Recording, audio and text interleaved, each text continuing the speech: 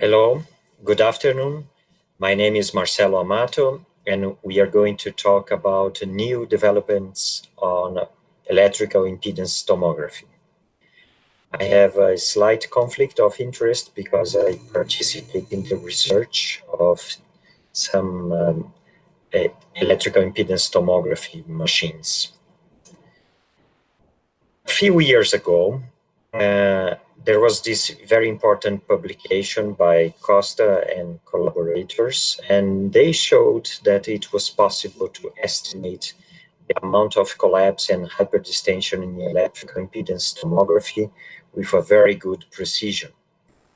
In this preliminary paper, the concept was launched and they had some preliminary validation with CT. What they were showing is that, for instance, when you do a decremental PEEP trial, you start with a high PEEP level of 25, and you see some hyperdistension in the CT, and then you decrease the PEEP level to 7, for instance, and you start to see some collapse in the dependent lung zones. And then you can use an algorithm in the EIT device to capture pixels in which the regional compliance is very low because of hyperdistension, and they are represented in white. And you can also detect pixels in which compliance is low, but now because you have alveolar collapse and then the units were not working any longer. And there were some advantages with this procedure because then we get rid of some problems with the Hounsfield units in CT. And sometimes also CT can be affected by the baseline disease affecting densities, and this is not the case for EIT.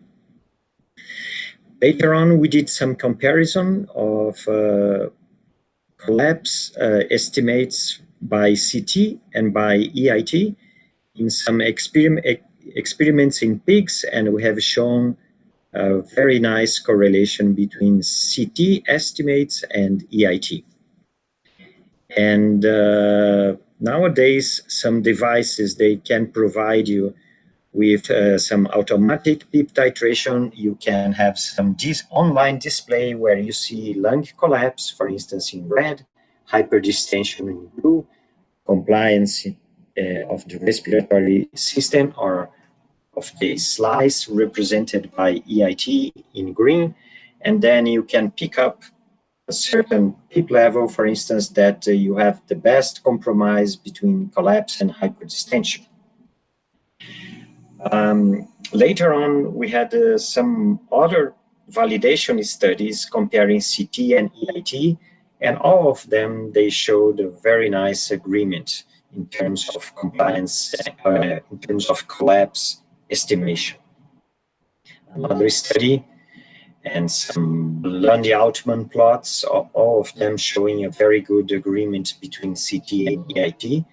So, which means that you can rely very much in these measurements at the bedside. So multiple studies, some of them published, some of them in press, they are going, all of them, they are very consistent, and this correlation is very nice. You can also play a little bit with CT, doing a kind of functional analysis with CT to have exactly the same results as you have with EIT. For instance, this is the conventional on the left, conventional CT images during a decremental PEEP trial.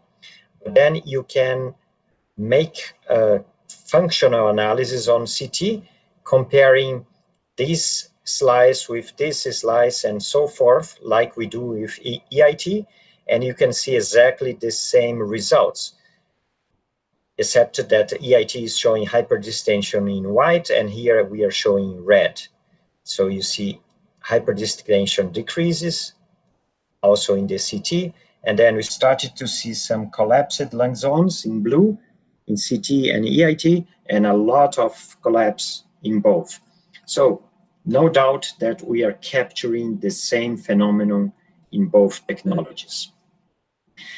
This is an experiment that we perform in our lab. This is an isolated lung preparation, and we are ventilating this lung with pressure control ventilation. And this is a very nice setup because the PEEP level I'm applying in this isolated preparation is exactly transpulmonary and expiratory pressure. Okay, look what happened with lung compliance, isolated lung preparation versus PEEP during this decremental PEEP trial. As you can see, compliance goes up because you are relieving overdistension, and then you have a peak of compliance, and then compliance deteriorates.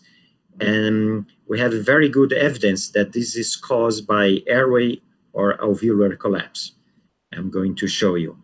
And then this peak is always happening at a transpulmonary pressure of 2 or 3. And this is a very constant value for mammals all over across the species. So every mammal has an ideal compliance when transpulmonary pressures at end expirations are around 2 to 3 centimeters of water. We have done multiple isolated lung preparation tests using CT, also to detect lung collapse, and we can always demonstrate that you don't have any collapse when your transpulmonary pressures are above 5, and then they started to increase exponentially when they reach 2 or 3 centimeters of water. So this is an example of different animals, all of them presenting a deterioration of compliance when transpulmonary pressures were below 3 centimeters of water. So we can use the same rationale to understand for each pixel when this pixel is reaching a transpulmonary pressure around 3 centimeters of water. So very likely, if you can detect this pixel behavior across an EIT slice, and when you see that this pixel is presenting this peaking compliance, and then if you decrease further your PEEP level, your compliance of the pixel deteriorates. This the meaning of this is that the regional transpulmonary pressure is about 2 or 3 centimeters of water. So then we use this principle to have some animals and patients in which we had an esophageal balloon at the same time that we had EIT. And the esophageal balloon is in this position. And our hypothesis is that whenever the EIT was detecting this behavior of the pixel at this level of the lung, we should measure at the same time a transpulmonary pressure of +2, either using an esophageal balloon or a pleural pressure sensor. And then you can also imagine that pixels above this level, they are going to be in this part of the curve, and then they are going to present some decreased compliance because of overdistension. And pixels below this level, they are going to have decreased compliance because of collapse.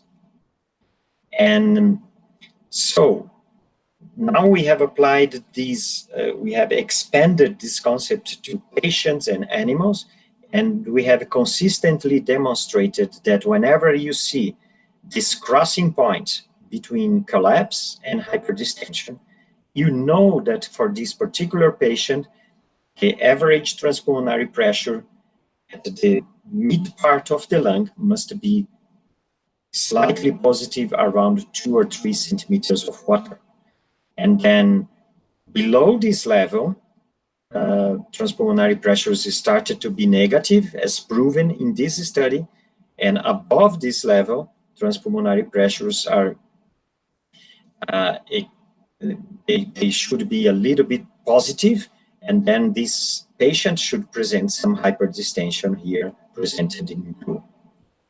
We have demonstrated this also in CT, and then whenever our transpulmonary pressures are above 2 centimeters of water, there is no tidal recruitment, no collapse.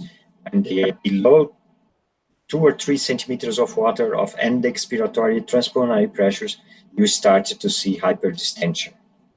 So we have used this principle for PEEP titration, and whenever we see the crossing point, we know that for our EIT, this is the ideal PEEP, but also for esophageal pressure measurements if you have a well-calibrated esophageal balloon. This was a very important insight. So it's a convergence of technologies. So if you are titrating PEEP using EIT, you have approximately the same results as if you are using a well-calibrated esophageal balloon. And we have used this principle in many publications, and we have shown a very consistent relationship between the optimum PEEP level and body mass index. And interesting enough, this regression equation is representing the behavior of many patients. And this regression equation is exactly the same if I constructed this curve with EIT or with an esophageal balloon, like these investigators and like these other investigators. So there is a consistent relationship between body mass index and transpulmonary end expiratory pressures, or pleural pressure, which means that the more obese is the patient, the higher the PEEP level he needs. Okay, now changing slightly the subject. Another important development in EIT is the analysis of perfusion when you inject a bolus of saline solution. In fact, it's a hypertonic saline solution. We have this important publication doing a validation of this method, showing that we can estimate with very good precision the perfusion of animals. And now we are applying this principle to patients, and I'm going to share with you some few interesting results. This is the ventilation map produced by EIT in a patient in which we were increasing PEEP levels from 6, 12, and 18 centimeters of water. Finally, this patient was turned prone, applying at the average PEEP of 12. So these patients, they had COVID-19 disease. We did at the same time a perfusion analysis with EIT, and now we have developed a software to do the VQ ratio of these two analyses. To calibrate the perfusion part, you need the cardiac output, and this is very easy with if you have thermal dilution, but you can use also the saline bolus to calculate the cardiac output. And then you can construct this kind of map. This is a VQ map of this patient at this PEEP level. In red, shunting areas; in green, normal VQ, ideal perfusion to ventilation map; and in blue, dead space areas. And then it's interesting to observe that when we increase PEEP from 6 to 18, we decreased shunt areas, and we increase the good match in this patient, and this was associated with an increase in PO2. More interesting, though, is that when we turn the patient to prone positioning, we see some better matching of ventilation and perfusion. Let's see in details. This is the evolution. So shunting areas decreasing when we increase PEEP. But when we turn the patient prone, we got the best benefit with almost no shunt, except for the ventral areas, because this map should be showed in this position. So we still have a little bit of shunt in gravity-oriented zones, we have a much better VQ map with more green areas, with good ratio between ventilation and perfusion. It's still a little bit of dead space, but not much. Much better than in supine. Some other examples. Also in this particular patient, there was lots of shunt at the low PEEP levels, which improved a lot with resulting much better oxygenation when we increase PEEP. And interesting enough, dead space did not increase much from this level to this level. So particularly for this patient, high PEEP was beneficial, but not always this is the case. And finally, our last slide is a patient with COVID-19 and presenting a pulmonary emboli. As you can see, there was a large thrombi in pulmonary artery vessels. There was also some thrombi in this vessel, but you still can see some contrast here, meaning that the perfusion was maintained in this region, so it was kept almost constant. But this region had a very impaired perfusion. As a result, when we did the EIT analysis, we didn't see much perfusion in this zone, and when we performed the VQ map, we could see lots of dead space in this zone, and interesting enough, we could see lots of shunt in this area, and this was not initially expected, except that this patient had severe hypoxemia. But what is happening here is that because of this emboli, perfusion had to suffer some diversion to the right lung, and then the hyperflow here is causing a lot of shunt, and this is causing the hypoxemia in this patient with some shunt in those atelectatic areas. So these maps, they have helped us a lot to understand the pathophysiology of these patients and also to detect some imminent problems at the bedside. Thank you very much.